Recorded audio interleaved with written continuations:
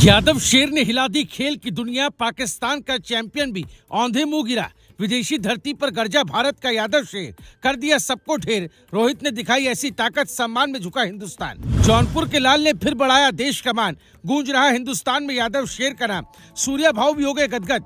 भारत के खिलाड़ियों ने लहराया फिर से परचम, बना डाला सबसे बड़ा इतिहास। जो मिट्टी से उठकर आसमान लिखते हैं, वही इतिहास के नए निशान लिखते हैं। यादव शेर जब मैदान में उतरता है तो बड़े बड़े चैंपियन भी अपना अंजाम लिखते हैं। ये चंद लाइनें इस खबर पर फिट बैठती हैं, क्योंकि फिर एक बार यादव शेर ने ऐसा परचम लहराया जिसने सूर्या भाव को भी गदगद कर दिया होगा। जो लोग सोच रहे थे कि रोहित क्या कर पाएंगे, उनको न सिर्फ मुंहतोड़ जवाब दिया, बल्कि अपने शानदार खेल से सबकी बोलती बंद कर दी। यह हैरानी की बात नहीं, सच है, क्योंकि खेल की दुनिया में फिर से रोहित यादव ने कमाल कर दिया है। क्योंकि जिस कॉमनवेल्थ गेम में दुनिया के सबसे बड़े जेवलिन थ्रोअर एक एक करके मैदान में उतर रहे थे, हर किसी की नजर भारत की नीरज चोपड़ा पर थी। लेकिन इसी बीच जौनपुर का एक ऐसा खिलाड़ी भी मैदान में खड़ा था जिसने बिना ज्यादा शोर किए दुनिया को बताया कि भारत की जेवलिन ताकत का अब सिर्फ एक नाम तक सीमित नहीं है। सिर्फ यही नहीं, दूसरी तरफ पाकिस्तान के Olympic gold medallist Arshad Nadeem अपने पुराने जलवे को दोहराने उतरे थे। लेकिन जो तस्वीर सामने आई, उसने पूरे मुकाबले की कहानी ही बदल दी। जहां भारत के 3 खिलाड़ियों ने दुनिया को चुनौती दी, वहीं पाकिस्तान का सबसे बड़ा स्टार शुरुआती दौर से ही संघर्ष करता नजर आया। सबसे पहले बात जौनपुर के लाल रोहित यादव की, क्योंकि विदेशी धरती पर उन्होंने जिस आत्मविश्वास के साथ मुकाबला किया, उसने हर भारतीय के सिर गर्व से ऊंचा कर दिया।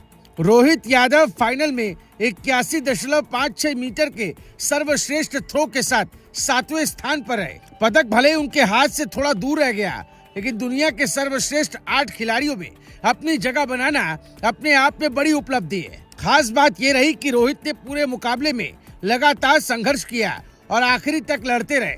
उनके प्रदर्शन ने साफ कर दिया कि आने वाले सालों में भारत के पास नीरज चोपड़ा के अलावा भी कई बड़े दावेदार तैयार हो चुके हैं। आपको बता दें, रोहित यादव की कहानी सिर्फ इस मुकाबले तक सीमित नहीं है। जौनपुर के एक साधारण किसान परिवार से निकलकर अंतर्राष्ट्रीय मंच तक पहुंचना आसान नहीं था। शुरुआती दिनों में अभ्यास के लिए आधुनिक सुविधाएं नहीं थी। परिवार ने संघर्ष किया, संसाधन सीमित थे, लेकिन हौसला कभी छोटा नहीं हुआ। इसी साल राष्ट्रीय अंतर्राज्यीय एथलेटिक्स चैंपियनशिप में उन्होंने 87.05 मीटर का शानदार थ्रो कर दिया, एक नया मीट रिकॉर्ड बना दिया और भारत के इतिहास के सबसे बेहतरीन जेवलिन थ्रोअर में अपना नाम दर्ज करा दिया। इसी परफॉर्मेंस के दम पर उन्होंने ग्लासगो में जगह बनाई और दुनिया के सामने फिर साबित कर दिया कि मेहनत कभी बेकार नहीं जाती। मुकाबले के बाद उनके चेहरे पर पदक न मिलने की कसक जरूर थी, लेकिन आंखों में अगली जीत का सपना भी साफ दिखाई दे रहा था। अब बात उस खिलाड़ी की जिसकी सबसे ज्यादा चर्चा हो रही है। पाकिस्तान के Olympic gold medallist Arshad Nadeem इस प्रतियोगिता में अपने खिताब का बचाव करने उतरे थे, लेकिन शुरुआत से ही वो लय में नजर नहीं आए। पहला अटेम्प्ट फाउल रहा। दूसरा अटेम्प्ट में उन्होंने केवल 77.41 मीटर का थ्रो किया और तीसरे अटेम्प्ट में 75.39 मीटर तक ही पहुंच सके।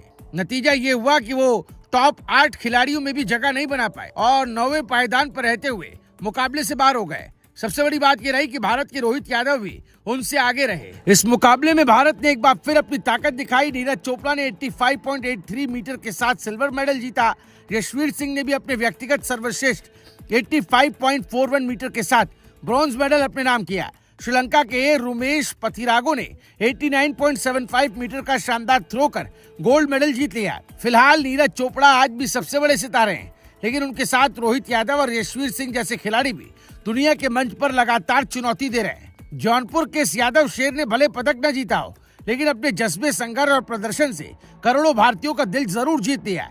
अब पूरा देश इंतजार करेगा उस दिन का जब यही यादव शेर किसी बड़े इंटरनेशनल मंच पर तिरंगे को सबसे ऊपर पहुंचाकर इतिहास रचेगा। Bureau report, Bharat positive.